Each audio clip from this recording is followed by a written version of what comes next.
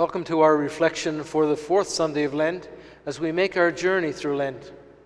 Today's gospel story involves the man born blind who was met by Jesus and cured of his blindness. A little mud was applied to his eyes and was afterwards washed off in the pool of Siloam, and he could see. By contrast, it is only little by little, progressively, that his inner eyes were opened, that he was brought to faith. Obviously, the evangelist wants to focus our attention on the gradual way of recognizing the Lord as the light of the world.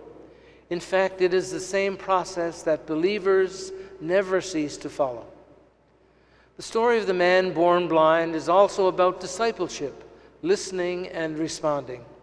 As we listen to the story, we begin to understand, along with the blind man, how important it is to listen carefully to Jesus and trust his words. Without knowing who Jesus was, the man allows this stranger to touch him and put mud on his eyes.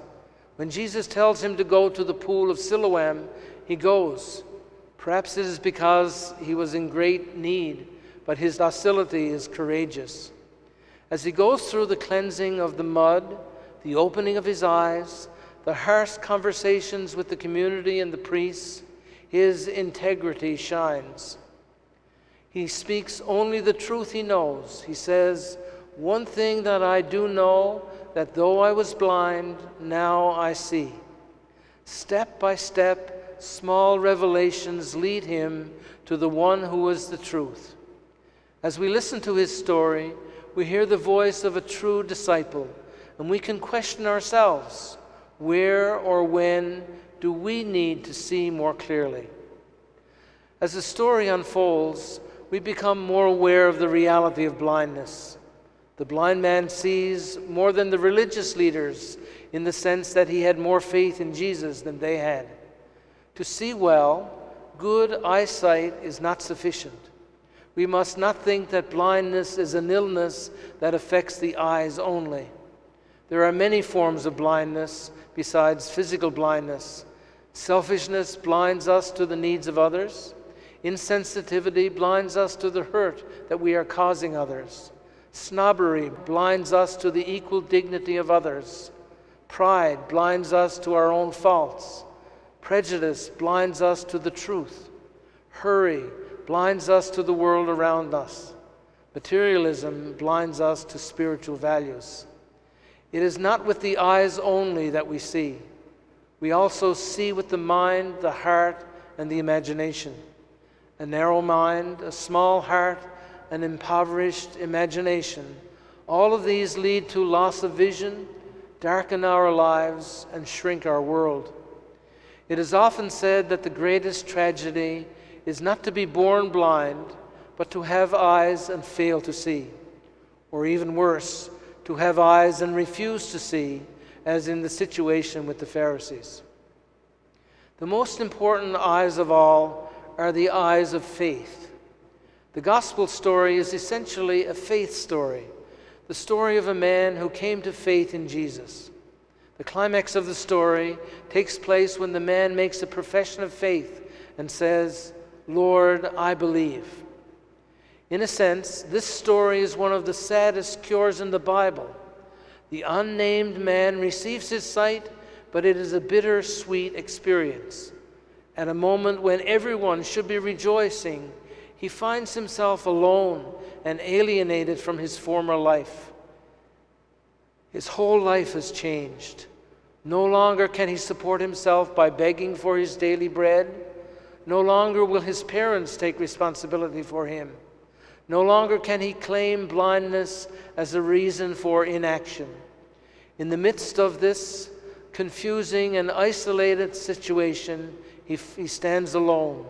They drove him out away from the temple. It is then that Jesus seeks him out and finds him. The final revelation and moment of enlightenment comes when the man born blind encounters Jesus again. Having heard the news of his expulsion, Jesus seeks out the man born blind and reveals himself to him as the Son of Man. In this moment, the man born blind shows himself to be a man of faith and worships Jesus. Do you believe in the Son of Man? His answer is clear. Lord, I believe, and worship Jesus. Jesus replies by identifying the irony of the experience of many who encounter Jesus.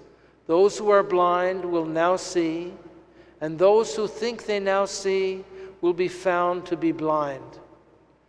When the blind man opened more and more to the light of faith, the Pharisees, though they had physical sight, became progressively more blind spiritually. The man's journey from blindness to sight symbolizes the journey from unfaith to faith, which is a journey from darkness to light. Physical sight is a wonderful gift which we should never take for granted, but faith is a deeper and more wonderful way of seeing. Are there areas of our lives, of our church, of our culture that need serious healing, restoration, and reformation because of our blind spots? Those who have been enlightened by Christ can never again see themselves and their lives in the same light as before. Everything is illuminated with an inner radiance. Faith helps us to find our way through the chaos, confusion, and darkness of our world. May the openness of the man born blind inspire us in our journey of faith. I look forward to meeting with you again for the 5th Sunday of Lent.